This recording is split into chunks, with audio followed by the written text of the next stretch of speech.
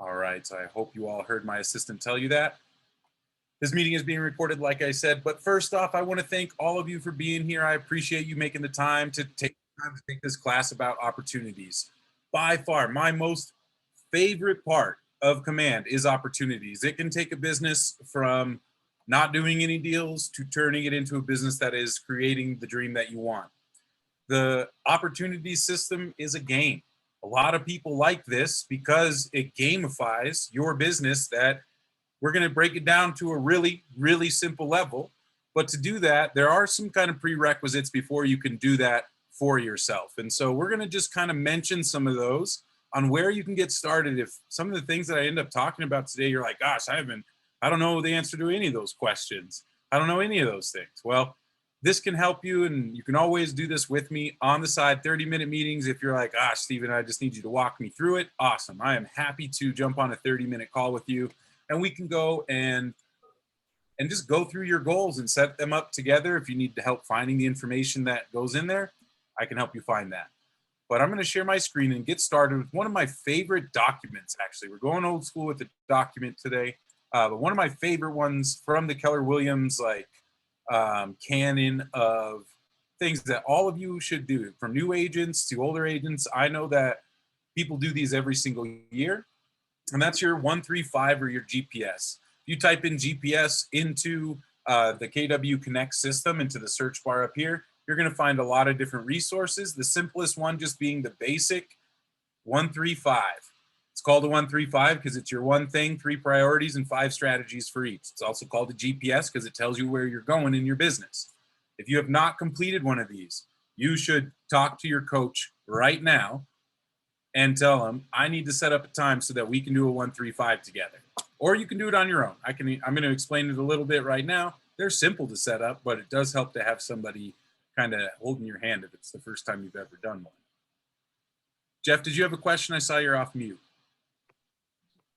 Okay, cool. All right, so the one thing that, for most people in real estate, that one thing is you're going to close X amount of deals this 12-month cycle. And that's a simple one to start with, and where we're going to start today, because command can really help you with that goal. And once you know that one goal, what we do today becomes pretty easy, because everything will be filtered through those 3 priorities using the 5 strategies. And so an example might be, I want to close 20 homes this year. Priority 1 is going to be my database. I would suggest for everybody who's a new agent, your first priority to make that goal happen is to utilize your database, to communicate with your database. Another priority might be open houses. A lot of new agents love to use open houses as a way to build their database and communicate with people who are interested in the market right now. Priority 2 could be open houses. Priority 3 then could be social media, organic social media. It could be paid social media campaigns. It could be door knocking, farming. It could be any number of things that can help you reach that goal. But the point of this is that it keeps you on track, so you don't try and do all those things. If you try and do all those things, you're going to burn out, or you're never going to be successful at it because you're never mastering anything. You're just getting kind of good at it, and nobody's getting enough attention. After you get through your priorities and figure out what you want to do, you get to choose this. Nobody's going to tell you at Keller Williams what those priorities have to be. You need to choose what those will be because you want to be excited about them. If you're not excited about them, you probably should rethink doing them. Simple enough. If you don't want to call expireds and FSBOs, don't put it on your priority to close 20 deals this year. Simple as that. You don't have to do that stuff because you see other people's with that success, or hear people, that's what they do. This is your business, so you get to choose, but having this lane to keep you in that lane is so important. And then you pick 5 strategies in that. So if your first strategy is database, 5 strategies. First one, easy, 36 touch. You need to have everybody on a 36 touch in your main database. Then you can put in another strategy. I'm going to do 1 event this year, just for my database. You might make events a full other priority. If you're going to do 4 of them in a year, that's a whole different deal. But then you fill out the different strategies that help you stay in line for those priorities. Now, where command comes in with this is once you get your 135 done, you have that one thing. What I want you to do is go right into the report section, and we're going to set some goals. Now, many of you have probably already set your goals for this year, which that I commend you for. But if you haven't, come into goals or come into reports, At the top of reports, there's a few different tabs across the top, and we're going to go to goals. Now, if you haven't set your goals, it's not going to populate numbers like you see mine, but all you need to do is hit goal setting in the corner and then come down and complete this Kelly guide.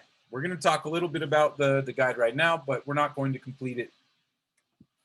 All it's doing is taking your goal, because usually everybody's mind starts with a number about money. How much money do they want to make? And as long as you have that goal, Command is going to figure out the rest of it for you. So if you come over here and you put in, I want to make $120,000 of profit. Remember, this is profit, not GCI, profit. What I want to put into my bank account. I want to make 120 of profit. Then I'm going to input my expenses. What things are going to be paid for, or what your budget is for the year of expenses would go right in here. If you don't know your expenses, if you know you want to do 10 deals, if you figure $1,000 a deal, you can get a pretty good estimate of your expenses. That is a high estimate. But that makes sure that your goals meet your goal, or that you meet your goals if you estimate low here. Cost of sale. Cost of sale is a little different than expenses.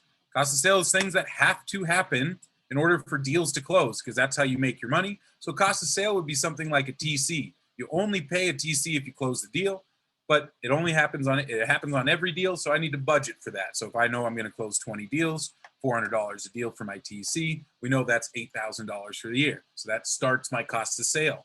You also all probably pay a cap to your office. That amount for the total year, you would put into your cost of sale. You're only paying your cap when you make deals close, but you pay it every time until it goes away.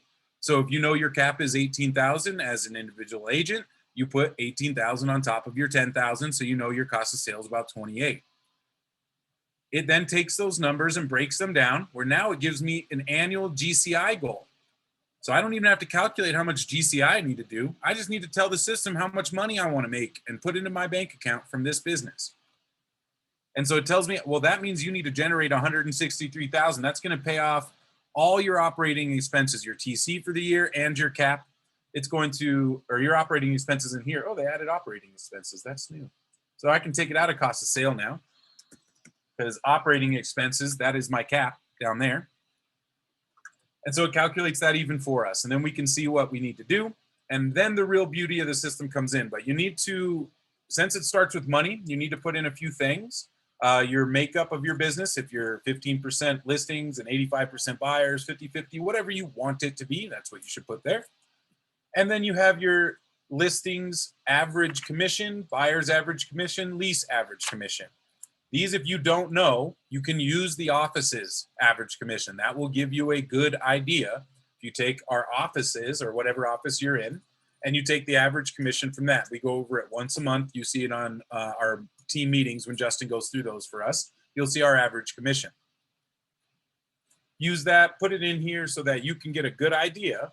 And then what it's going to do, it's going to take all that information and then build out all of your economic model. If you've read the MREA, or if you're beginning to read the MREA, this guy right here, the MREA, Millionaire Real Estate Agent book. I don't know if I can get it to show up on my Zoom.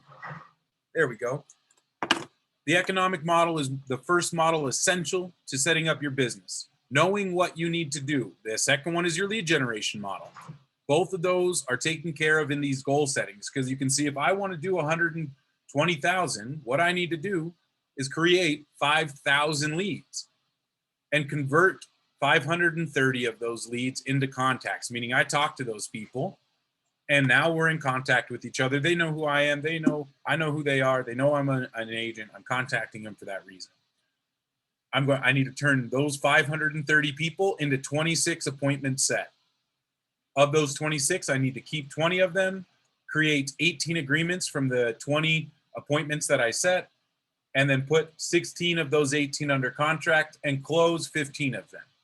Command did all of that on its own. And the next step in the tracker that I did, or excuse me, in the goal setting that I didn't show you guys, is you're setting those conversion rates. What percentages you want Command to calculate for you. If you don't know, there's a default in there. Just go with that until you know your numbers, until you actually have some data to look at in a year or two. If you're a newer agent, just go with the default numbers. They're very, very, mine is set up on the default, and you can see it's very doable. if you do one of these things, the other things generally more is going to happen towards the right, even though it's calculating to less. Because I know if I sign 18 agreements, I'm closing 18 homes. I've never not signed an agreement, not closed the home in 2 years. And I know that about my business. And so I could put that in and change those. But for example's sake, I keep them the same so you guys can see how the system works. But the number that we want to focus on today, when we talk about opportunities, is appointment set. Getting those number of contacts is not that important if you have 500 contacts in your system already and you just need to start talking to them. That's a whole different story. That's how we touch our database though. And when I say talk about your 1, 3, 5, those 5 strategies, if they're not implemented in your database, well, you don't really need to get more people in your database at that point. You need to get to know the people in there. And so we're just going to focus on appointment set, because appointment set is where opportunities comes into play. So let's jump in to opportunities. Let's keep that in mind. I'm going to just kind of pause right here. Does anybody have any questions about the goal setting, the 1, 3, 5, or any of that?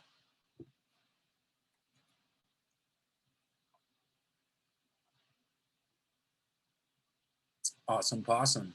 Let's move on then.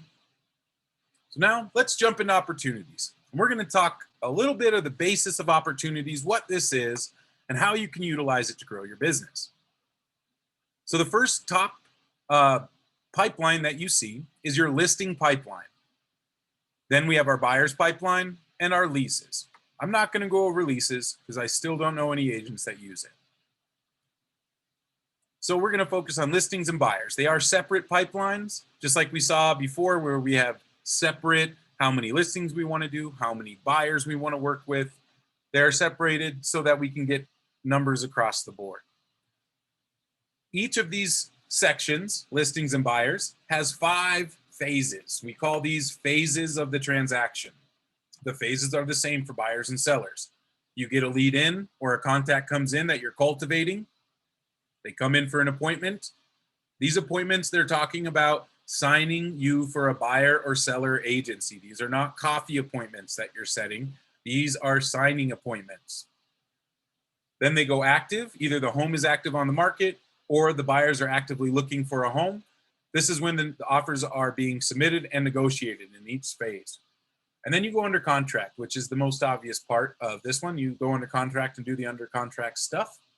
And then closed. Closed is just where you put things until transmittal. That's where they go. Once transmittal happens at the end of the month, those will disappear. You can always see them in the all opportunities menu at the top, where all our opportunities show up.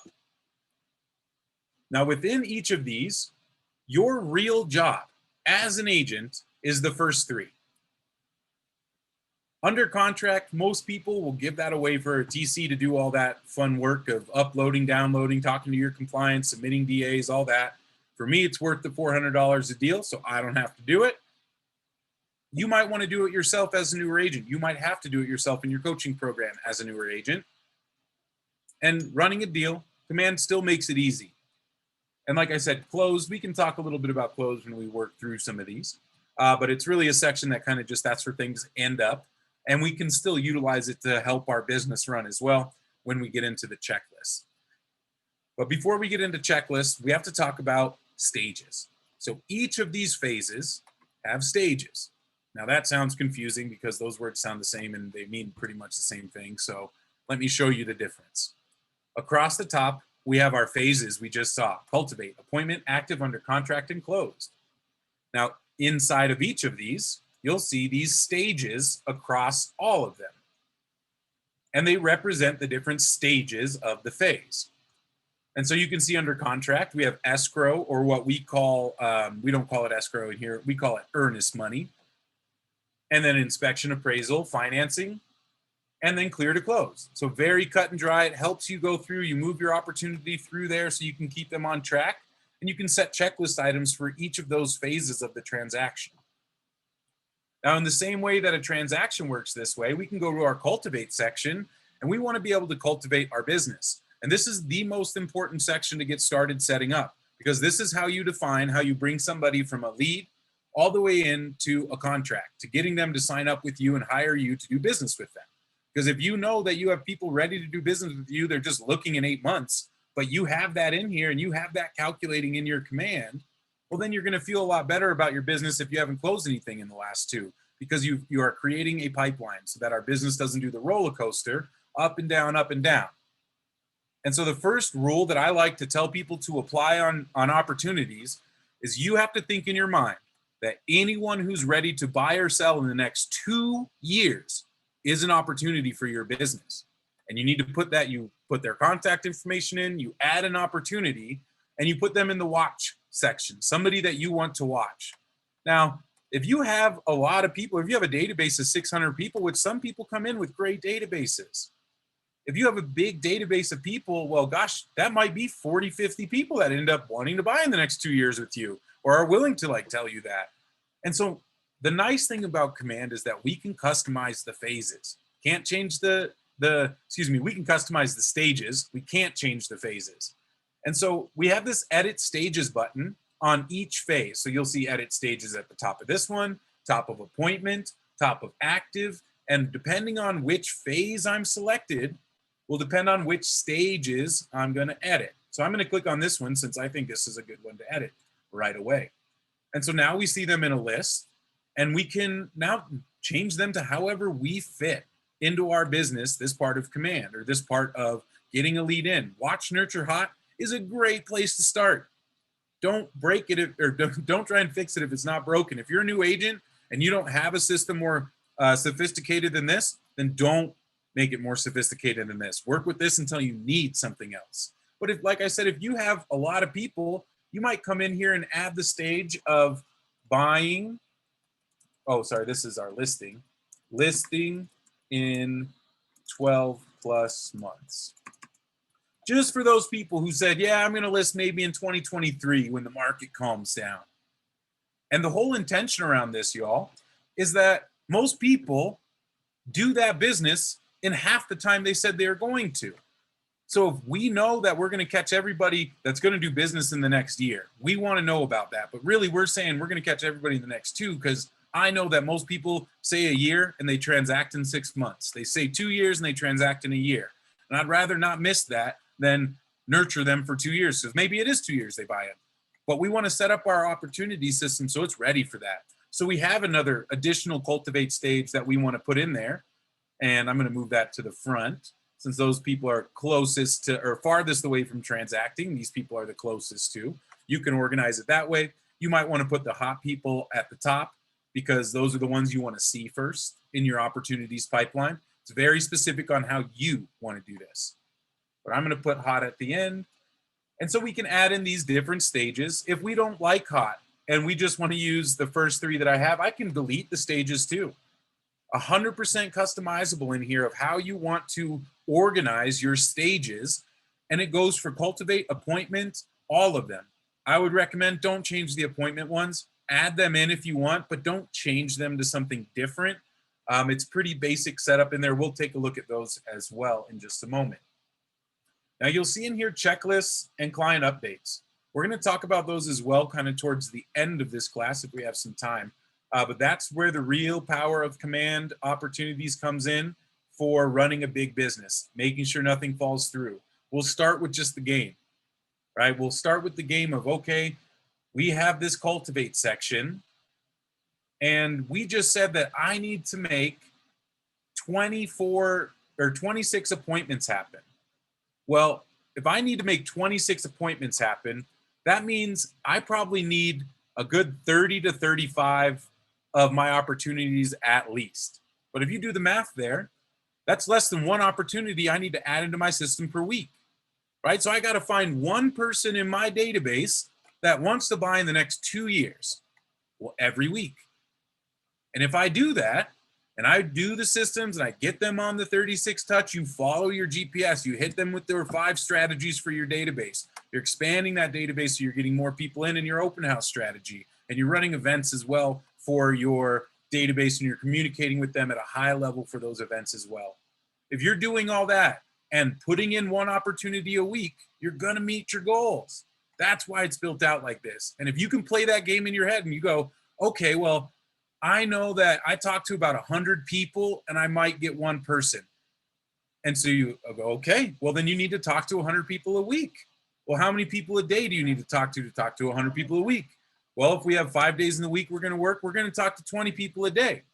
Awesome. 20 people a day, I can make that happen. That's all my job is. Because if I told you, if I was going to give you $150,000 to make 20 calls a day or talk to 20 people a day, would you say yes? And you would. I know all of you would. If that's all you had to do, and that's really all you have to do.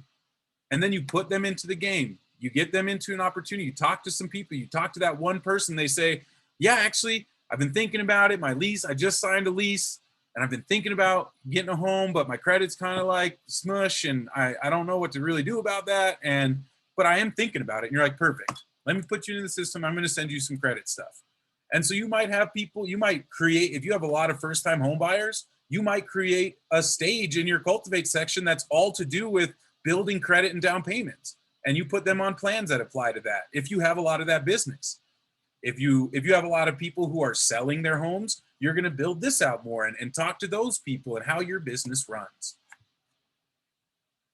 And so the main point of opportunities here at this point in the Cultivate phase is that you need to make it a game. You need to know what your goal is to get into, well, how many opportunities you need to put into Command every day if it comes down to it, or every week or every 2 weeks, whatever makes sense for your goals. But as long as you know that number and you start doing it, the whole system kind of runs together when you're saying, okay, 20 calls a day, 1 opportunity a week. That's easy. That's a business we can all run. And as long as we're following those other steps, because there's a lot of automation in Command, smart plans, this, that, and the third.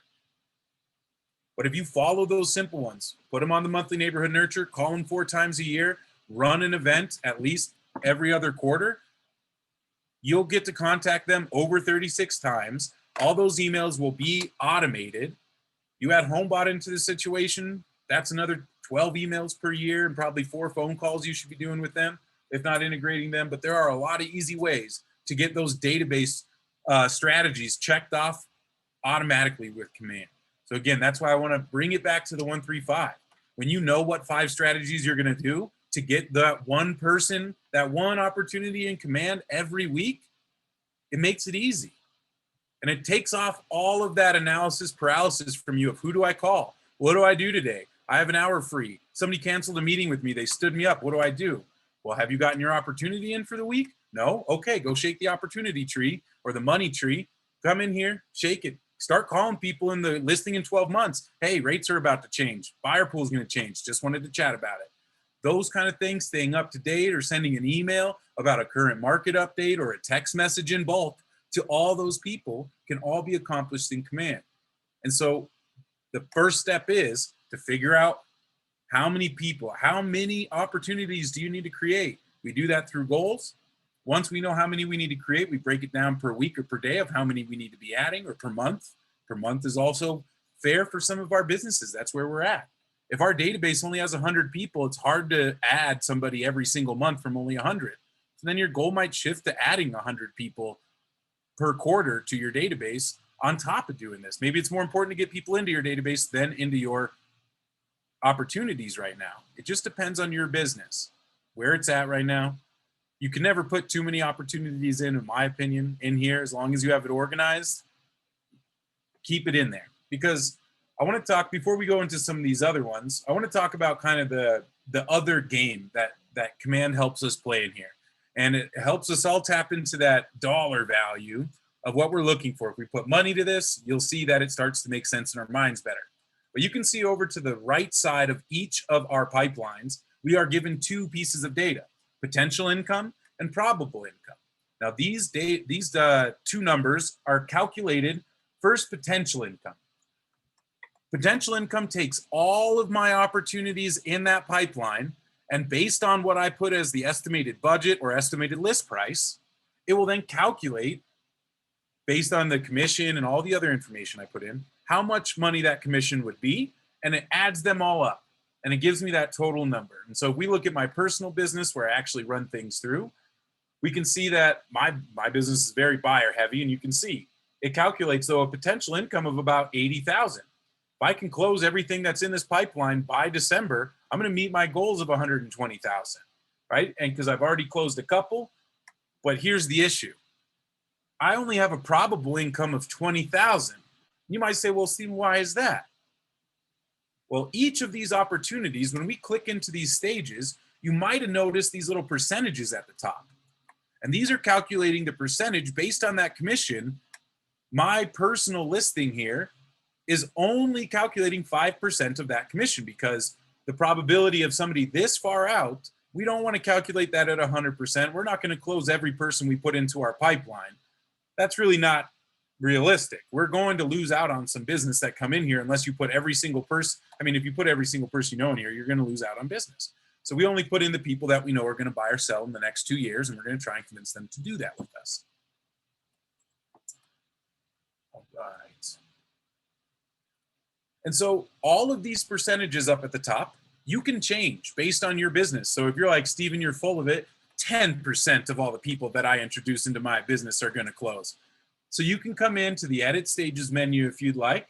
And then in that edit menu, of course, it's the pencil. We can change the probability of the calculation there. Again, I wouldn't change any of them. They're set in there by default. If you add some in, you do have to set your own. But you can usually look at the defaults and get a good idea of what kind of the percentages should float around. But as you notice in our pipeline, when we go through appointment, all these numbers increase. And the ones that I truly believe in changing are your active, under contract, and closed, because those are pretty clear that if you get somebody's showing homes, I'm confident that 75% of the people I show homes to are going to get a home. I know that. And so I can put that in at a higher percentage, but you can see then my income calculates at a higher percentage. And the more people move down your pipeline, the percentages start increasing, so that your goal is to get that potential income and probable income to match.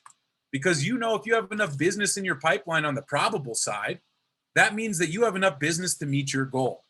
Because if we're just probably going to make that money, but I'm only at 5% on all 8 of these guys, or 5 to 10%, but I have 10 deals under contract, or 5 people in active and under contract each, and those are calculated at 50, 60% of the income, I get a really good picture of where my business is going the next 30 to 60 days, depending on kind of how you set these up. And so this can be a powerful tool to just, like I said, come in and shake the money tree. If you look at this and you start seeing the difference in that number when it was better before, and you've been doing your job, you added 12 opportunities over the last 12 weeks, you're crushing it. You got people ready for the next couple of quarters, but you're not moving them. They're getting stuck in cultivate. They're not doing anything. Boy, by golly, Command's got you covered again there. That's when we implement all those smart plans. That's when we reactivate those people and come in here, shake the money tree, and go down and just call everybody on that list. You have a free hour on a Saturday, give them all a call. Haven't been able to get a hold of them in a while, give them a call in the evening. There's always something that you can do with your database, and this helps you focus on the people who are going to actually create revenue for your business, which means profit for you. And so why I say this is my absolute favorite part of Command is because it can take, like I said, it can take a business from all over the place and hone it in. And it hones it into the specific activities that we need to do every day to make sure that we can run the business we want and live the life that we want to live. And so I seriously love opportunities, and I hope that you guys are getting that out of this, that you can see how this can help your business grow. Now, this is about halfway through the class, so I like to mention this. If you like a boilerplate, you're like, Steven, this is great, but it's intimidating. I don't know enough about the business. I don't know what I should do and what stages I should change and all that. If you would like, send me an email either now or after this class that just says, Steven, give me the document you talked about in class today. And I have a boilerplate that has all the checklists filled out from another Keller Williams team that was willing to share it with everyone. And it just can give you a place to start to see how somebody else is set up. I mean, it's very serious. You know, some of them have 30 checklist items on there, and we're going to get into the checklist after this. Some of them will have a lot in there, and you can take what you like and add in what's missing for your business. But it's a great boilerplate to take a look to see how a high-level team runs this, because this is actually for a team. You'll see how they differentiate it across their assistants, their buyers agents, sellers agents, their rainmakers. It's a very robust system in here that works really well for teams when you guys all get there. And so send me that email. If you don't know my email, it's just Steven.Delicio, Steven with a V, Delicio with I's, all the I's, and then 1 O at the end. Hey, Steven, could you go through in the create opportunity? Because I do think us in the coaching program have a different you? Yes. So if you're in the coaching program, which almost all of you are going to see your coaching team up here at the top. Some of you might see your individual name, and then everyone should see all opportunities and all discussions. But you might only have one of these. You might not have two options for your team and for your personal. I know that the people on Annie's team, they will only see the team side of it. I know that for sure. And the reason is there's so that the coaching program can monitor all the opportunities. They all go through here. They can have access to them. They can see them where they're at and see your pipelines on the team to help you manage those. Annie is building in your own checklist as well. So Annie's going to have a checklist for the people over there.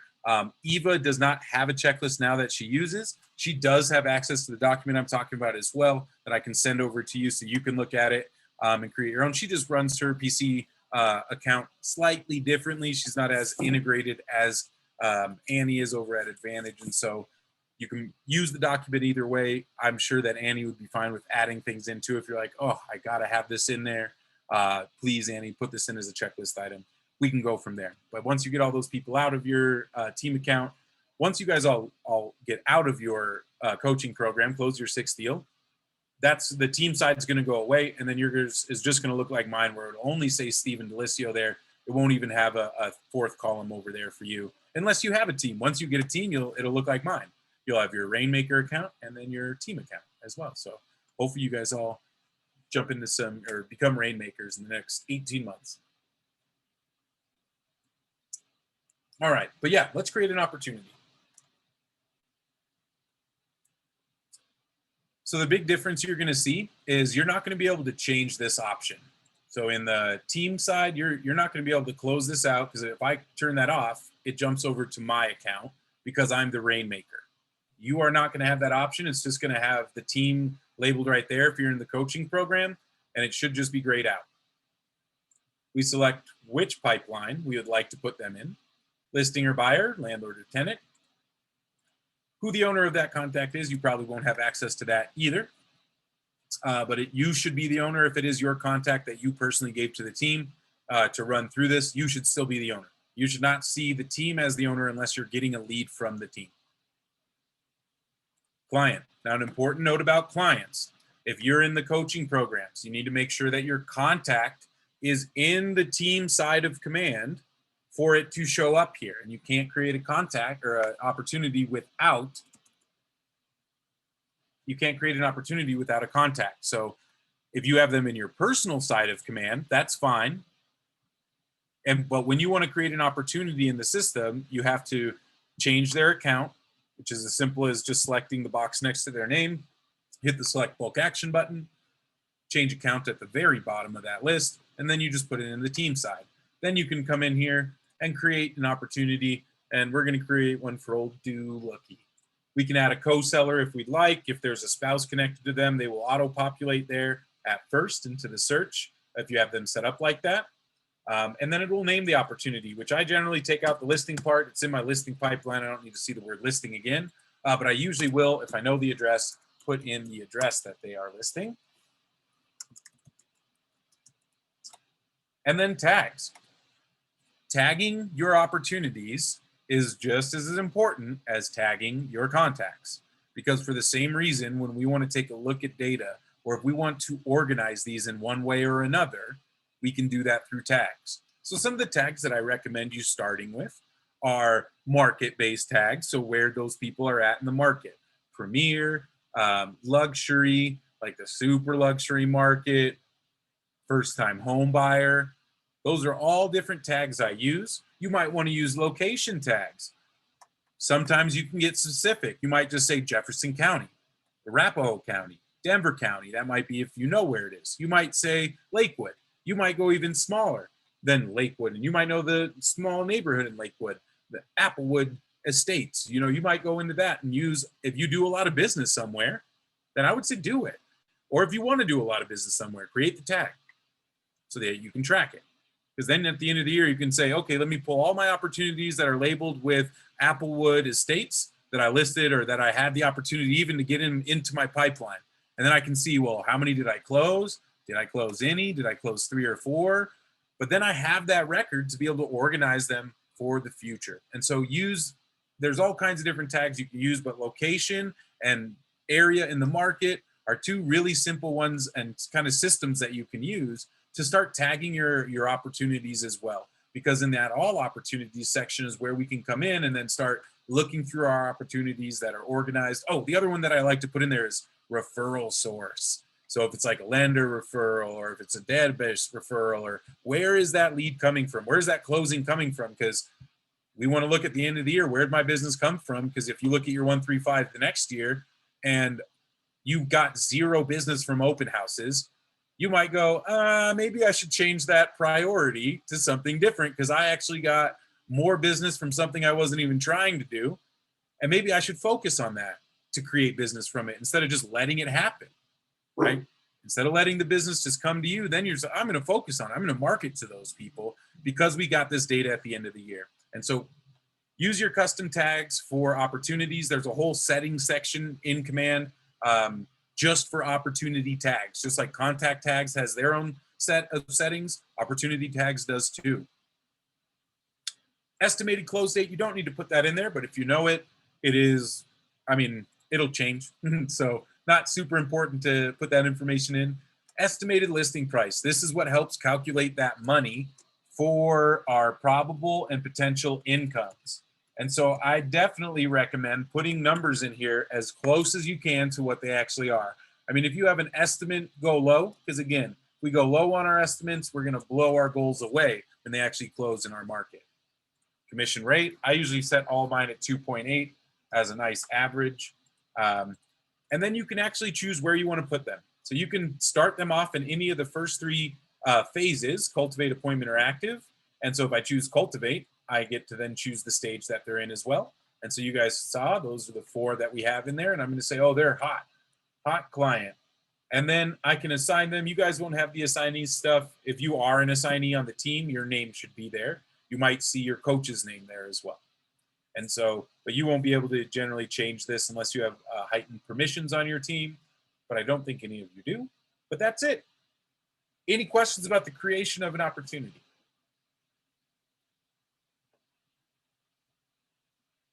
Awesome. All right. Stephen, I think it would be helpful to have a class that just sort of helps us with the coaching part. It's coming. That's coming. That's going to be for all the coaching people, just coaching people. But Okay. yes, it's coming. Annie and I were just trying to wait. We thought it might be a little easier to do in the new space, some in person, have it on Zoom as well, and just give the option for something like that because it gets a little wonky and kind of hard to figure out. But yes, it's coming. We're working on it. I want to do it with Annie so that we're both there. We're both together. Same thing with you guys over at downtown. Even hasn't turned on the switch like the other one, the other market center. And so that will be coming for you guys as well. Eva just hasn't turned the switch on yet. We're still discussing how she would like to run it. I don't get to say how the programs are run, guys. I just get to help with them. So we are at their mercy sometimes of the coaches. I love that though. Thank you for the recommendation, Lauren.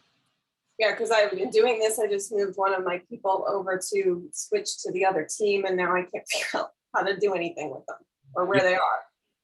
We're going to get you all you guys in there together so that you can try all this stuff with us around and that you can move them and do all the stuff that you'll need to do to run your business inside the team so that you guys can fluidly do it. We'll record it so you guys can go back to it as best we can live. But like the new office has dual recording cameras, so we'll be able to really get it in there if we want to, collect that information. And so I can't wait. But yeah, I'm shooting for before the end of August. That's my goal. Before the end of August is my goal. Hope sooner than later would be better, but I got to be realistic. All right, what was I going to talk about?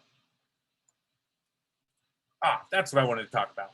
So let's look at one of these once we've created them. So let's look at the opportunity we just created. Because when I click on their name, I think I might have done that too fast. Let me go back to the pipeline here. If I come in, and I think I had a view in here. Yep. And all I have to do is click on their name. and I can take a look at the opportunity details. So the first page that we get put on is their details page. We can come in, we can edit all this information, and we can also add a property. If we know if they're selling a property, we can put that in right in here. You can also select it from listings. So if you list the property and then you want to add it, you can come in here and it will pull it from the KWLS. But let's talk about the general information edit. So there's an important little step that you want to input manually. It's not doing it automatically yet. And there's a few dates that you want to put in on your own. And so we can select the time frame, but you see in here we have a couple of sections. We have their name and contact information. We have the deal owner, contact name, due lookie, co-contact, so I can change all that if I'd like in here, my phase and stage. But this little section of dates, this is where you'll have to come back in and manually add some. So again, estimated close date, not that important. Time frame, not that important. They don't calculate anything. The important ones are first appointment scheduled. And so if you want Command to track how many appointments you're converting compared to how many you scheduled, how many appointments you just scheduled in general, if you want Command to do that, you have to manually enter these 3 dates so that it will calculate those percentages. And let me explain them because it's a little unclear. Appointment scheduled is the day that you schedule the appointment. So let's say I have an appointment scheduled for Thursday. I scheduled that appointment today for Thursday. I would put today's date for appointment scheduled today. The appointment date then would be the 5th. And the agreement 1 is when they sign the paperwork with me officially. That's when I can put in the agreement 1 date. That's what it's referring to. Contract date will automatically go in there when you input in your offer to go under contract in the system. So that one will update when you go through a different part. It'll put it in there for you. You don't got to come back in here. And close date, when you drag it over to closed, it's going to say, hey, was this the close date? Because you're already going to put it in there in the past and it'll just double check, was this the actual close date? And if it was, you say yes. And then it inputs the close date as well for you. Now, the appointment scheduled, appointment date, and agreement 1 could easily all be the same day.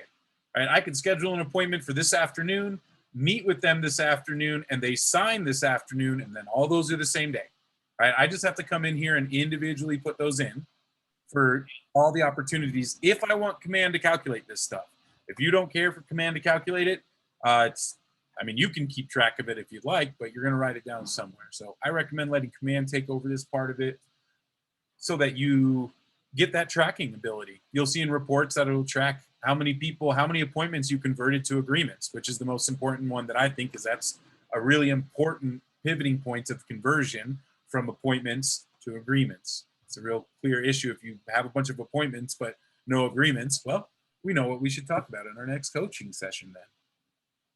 All right, the rest of it, you can fill out these help the probable incomes like we talked about before. You can preview this then, take a look. Appointment scheduled, got all that in there. Looks good. And now I can hit save or revert back if I want to do that from the preview. I'm going to save this. We see that it inputs all those dates. We can also run seller net sheets or somewhat of a net sheet in here.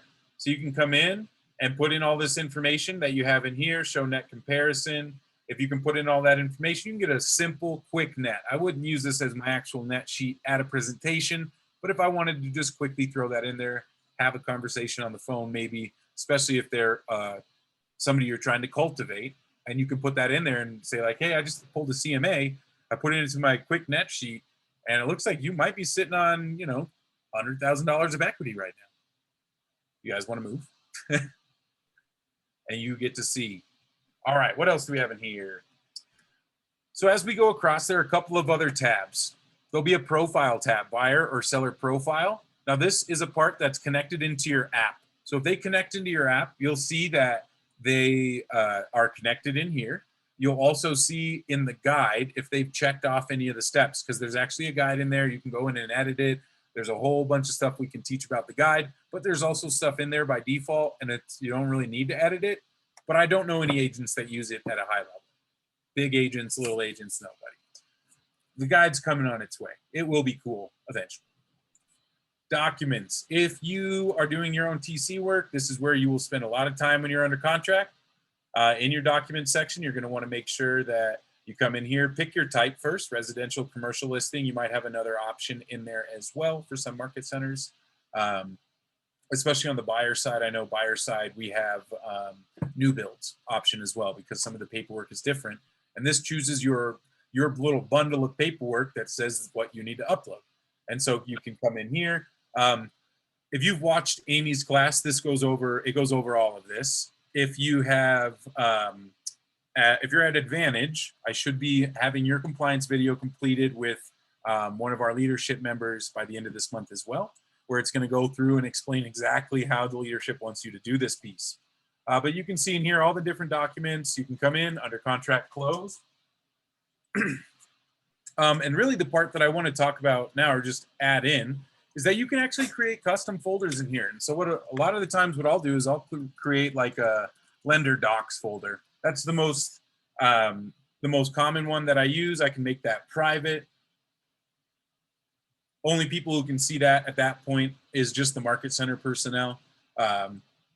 So that's more for teams, that the team members can't see this information, and not so much for independent agents who your market center leadership can see those all the time. But we can create that folder for this opportunity. And so I like to just put, if I get lender documents or things that I don't really want to save on my computer, because that's a liability to have people's social securities and bank account numbers, all that, my computer gets stolen, that's on me. So I prefer to not save it, and I save it up in here, and then I delete it off my personal device. So if I need access back to here, I can just come into that opportunity and pull up those docs. If I need to go back in a year and say, hey, I need to pull a doc from somewhere, some lender thing, I can come back in here and do that in my all opportunities section. And so just a nice little CYA kind of capability in there so that you guys can put in, or just other things. It doesn't have to be legal docs, anything that can help you organize your transactions, organize your system of getting people from leads to closed. The next place you'll spend a lot of time after that in here is offers and commissions. I'm not going to go through a full offer because the compliance videos will do that. But you go in, you add an offer, you'll set a bunch of settings. It's very self-explanatory through here. And if anybody on Advantage needs to see that video, let me know. I'll send you a link. Well, you can go through here. Offers and commissions is where you'll set all your commissions. It is very just, here's what it is, fill in the blanks. If you need to add another agent in, that's where you do it here to put in a referral.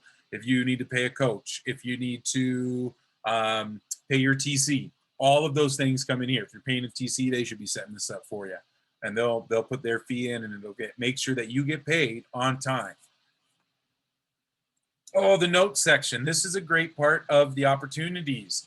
So when you're taking notes on your clients, you're talking to them, you should be putting those notes inside of their contact notes. If it's about their family, their friends, their dogs, if you heard Mike Bruce this morning talk on our stand-up, talking about creeping people's Facebooks and looking through, those notes should go into their contact notes. Our opportunity notes are for things about the opportunity. So if they're going to the lender, I'm putting in sent to this lender on this date.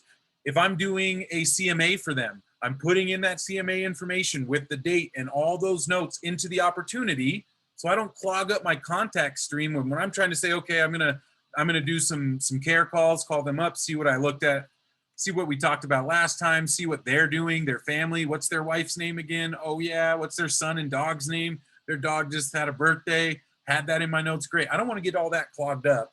We're talking about, CMAs and running comps for the opportunity once they're, looking at different houses. And I have all these notes because this is another CYA for you guys, because we also have this timeline, which I love the timeline and opportunities. It records everything. So you can see this is the one you saw me create 10 minutes ago, and it's already recorded all of this information about this person. Checklist items, tasks, details that we just updated. If you want to know when something happened, the opportunity is getting tracked around it. And so the more you come in here and engage with the opportunities, set dates, put in your notes, the more it gives you a complete track record of when everything happened down to, I think, the second, if I'm not mistaken. Nope, just down to the minute. But down to the minute, you get the details of a transaction, which can be really helpful if you're like, when did I do something? When did we move them? When did we go active? When was that appointment that we set? Did they sign that on the date that the contract says? Stuff like that. This can come in if you're diligent. It can be a great CYA, and you can also filter it. Look at the activities if you want to see what's going on. Emails that were sent through here. Individual, that's just for the teams. You guys will probably just see what I see, one person on there. But I love the timeline. Utilize the timeline. It can, again, be a CYA. The last thing, in each one of these, you have a discussions button. So if you want, you can come in, create a discussion. This will alert the Market Center leadership that you've created a discussion. You can also at multiple people in the leadership. And so, because I'm in my team account, I can only at the Rainmaker or the admin on the account, which is just set up for these people. But you guys will see probably, if you're in the coaching program, you should see Eva on there, and probably just Eva. If you are an independent broker, or when you guys go independent, you should have access to when you're a Rainmaker or independent agent, you'll have access to messaging out to your compliance person, your MCA, your TL, your compliance person, your Market Center tech trainer. All of us are in there for the independent agents to be able to jump through and talk to. We just, people on the coaching team, we want you contacting your coach first to make sure that if they can answer the question, they will. If not, then we can up the chain through your coach to say, to get to me, usually it's like, hey, we don't understand this compliant. Why is this document not being accepted? And then it's a quick phone call. Compliance says, hey, this like initial is missing on the 89th page on paragraph, whatever. You need to get that signed. It's not complete until it is, can't approve until it is. And you say, okay, you go get it done. And then it's figured out, and then you resubmit it, or your TC resubmits it for you, and then it gets approved. And so those can be helpful as well. Beyond that, any questions? We've gone into the creation and the details of the opportunity. What questions do we have from here?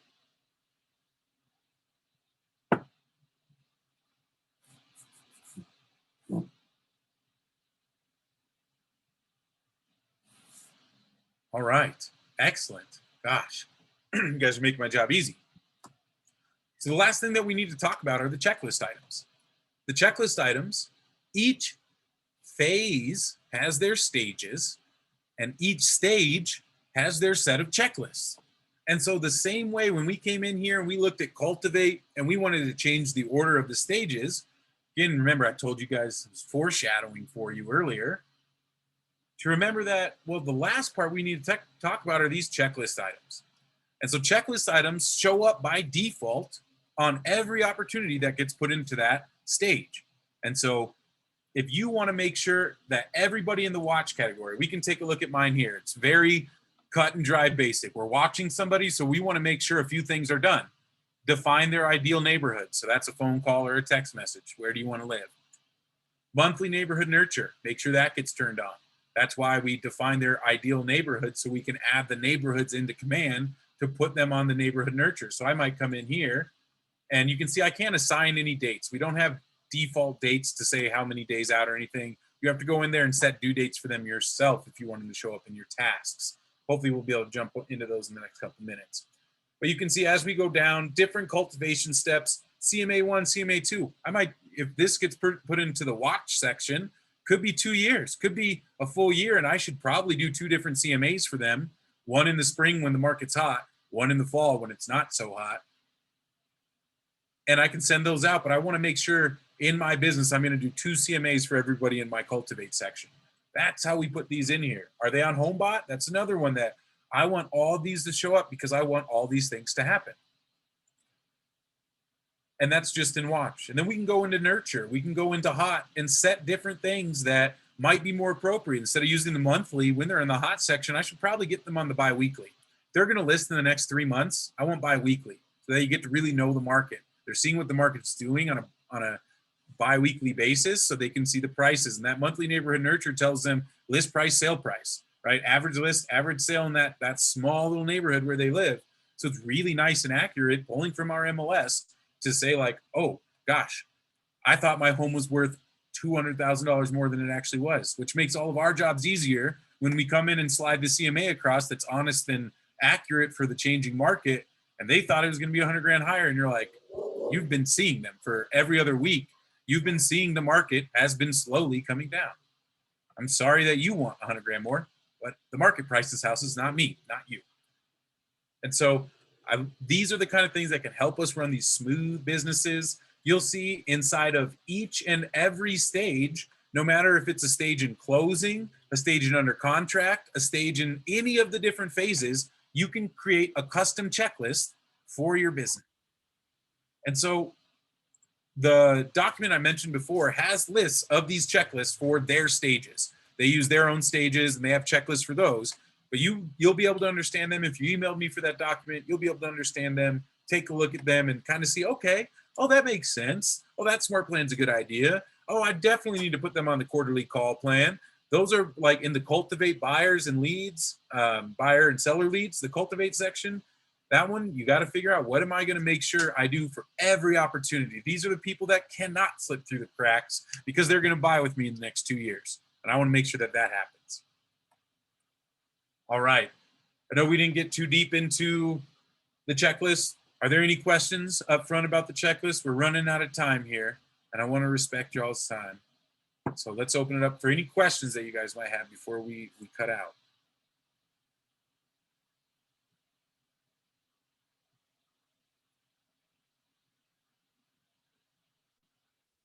Oh my gosh, I did such a good job. I've left you all speechless. Well, I'll give myself a pat on the back for that one. And I appreciate all of you guys being here with me, rolling with me till the end, getting this all done. Again, if you have any questions about how to do this, give me a call. Schedule one of the calls. If you want to go through this with me, jump onto one of those 30-minute meetings, grab a couple for the next couple of weeks so that we get a regular pattern of meeting and you get a regular pattern of getting into your opportunities every single week, like we talked about at the beginning with your 135. Also, if you need help with the 135, reach out. I'll get you in touch. If you haven't done one of these with your coach, tell them right now, the tech trainer told me I have to do a 135 with you. And then they can talk to me about it if they got anything to say. All right, y'all. I will leave you all at that.